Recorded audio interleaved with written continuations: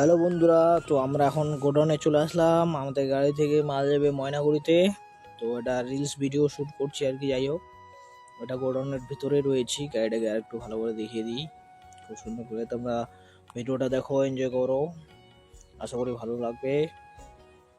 ওই আকাশ থেকে নিয়ে চলে আসলাম একটু, এই যে দেখতে থাকো বন্ধুরা। পেজটিকে ফলো করে দাও, আর ইউটিউব থেকে দেখলে সাবস্ক্রাইব করে দাও। তাহলে টাটা।